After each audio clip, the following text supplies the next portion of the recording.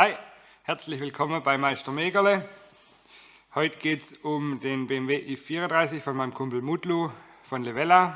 Er hat mir das Auto vorbeigebracht. Da war schon Luftfahrwerk verbaut und das Ziel war eigentlich, diese BMW-typische Unterschiede der Radlaufausschnittgröße anzupassen, dass eben der hintere Radlauf höher ist, breiter und eben einfach stimmig zum vorderen Radlauf passt.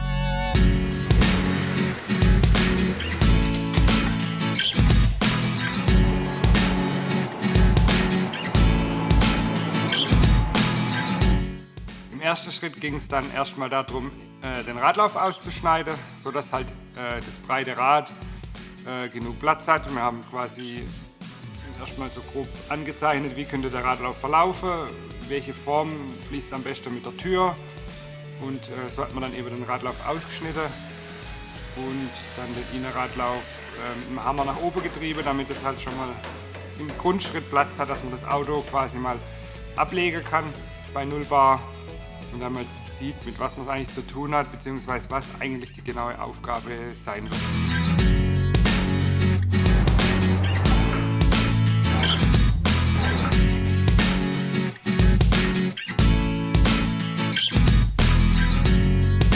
Ja, und wenn man dann das Auto eben dann so schön vor sich stehen hat, mit der Stance, die ich später haben soll, dann fange ich immer an, setze mich mal davor und schaue mir eigentlich an, was ich machen muss, wie die Linie fließt, und mache mir im Kopf schon mal so ein Bild, wie es dann am Ende aussehen soll. Dann irgendwann geht der Prozess dann dahin über, dass ich quasi eine Schablone anfertige aus Karton oder Tonkarton meistens, um erstens mal die Randlinie festzulegen, damit ich mal so eine Basis habe, damit ich halt einen Anfang machen kann. Und dann kommt eigentlich erst diese richtige Hauptaufgabe, das Formen, Festlegen und ich sag mal Designen von dem Deckblech oder von dem richtigen Hauptradlauf.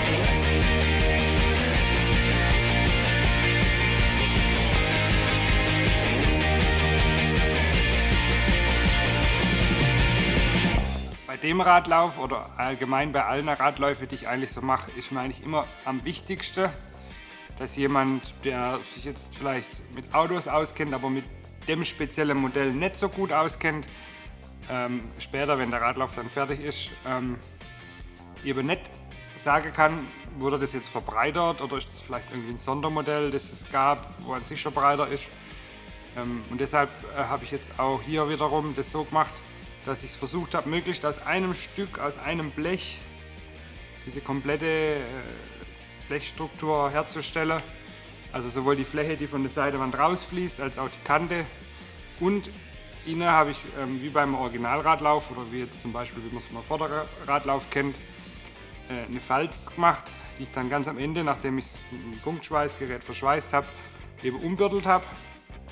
Und so ist dann später die Haptik eben, wenn man dann den Radlauf anfasst, fühlt es sich eigentlich an wie ein originaler Radlauf, der vielleicht mal umgelegt wurde, aber eben nicht komplett selber baut. Und das ist mir eigentlich immer am wichtigsten. Wenn das Blech dann fertig ist, schweißt man es ganz normal ein, wie wenn man ein Radlauf-Reparaturblech jetzt hätte, wenn man Rostbehandlung macht. Also ich versuche eigentlich immer möglichst das durchzuschweißen, damit keine Rostnester entstehen. Meistens bohre ich dann noch von der Seitewand innen her ein Loch oder schaue, dass dann Zugang ist, dass man später eben mit Hohlrahmenwachs reinkommt. Das ist eigentlich ziemlich wichtig, dass wenn der Lackierer dann fertig ist, dass man das halt noch flutet mit Hohlrahmenwachs, weil irgendwie muss man es ja konservieren.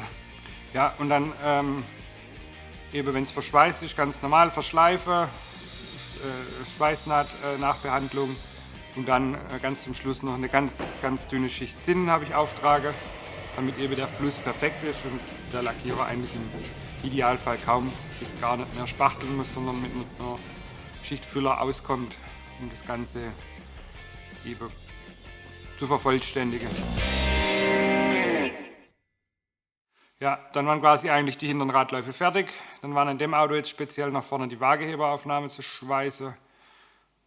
Das habe ich dann mit meinem Kumpel Ralf zusammen gemacht. Der hat die ganze Bleche gebogen. Und das haben wir sauber reingeschweißt, dass es aussieht wie original, dass keiner sieht, dass da was geschweißt wurde eben.